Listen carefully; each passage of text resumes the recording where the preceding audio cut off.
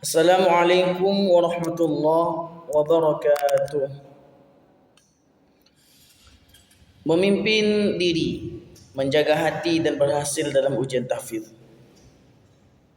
Pernahkah kita berpikir, mengapa sebagian orang bisa kuat menjaga hafalan Al-Qur'annya, sementara yang lain mudah lelah dan menyerah?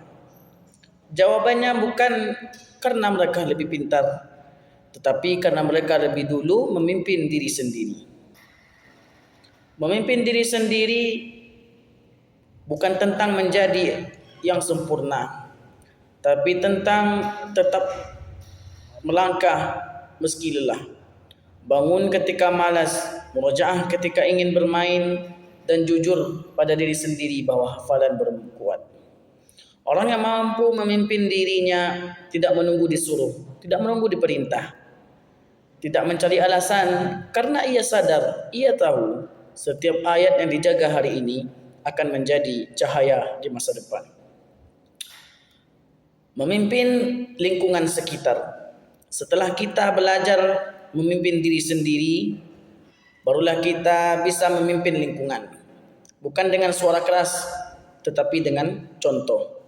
Ketika kita tetap murojaah saat teman bercanda, ketika kita menjaga adab pada guru dan Al-Quran, saat itulah lingkungan ikut belajar dari sikap kita. Kebaikan itu menular, semangat itu berpindah, dan niat yang lurus akan menguatkan satu sama lain. Kunci kita dalam hadapi ujian tahfidz. Ujian tahfidz bukan sekedar menguji ingatan kita, tapi menguji kesabaran dan keikhlasan kita dalam membaca dan menghafal Al-Quran. Jangan hanya menghafal dengan lisan, dengan lidah, hafalkan juga di dalam hati. Masukkan Al-Quran di dalam hati.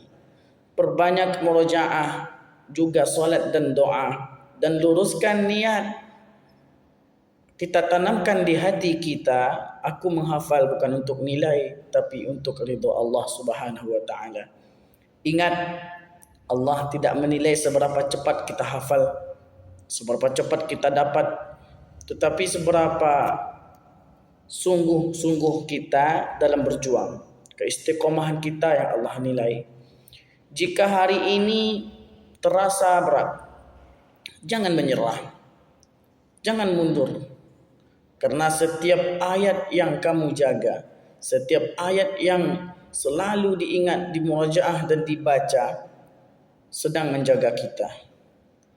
Pimpinlah dirimu dengan disiplin, pimpin lingkunganmu dengan akhlak, dengan akhlakul karimah, dan hadapi ujian tahfidz dengan doa dan keyakinan.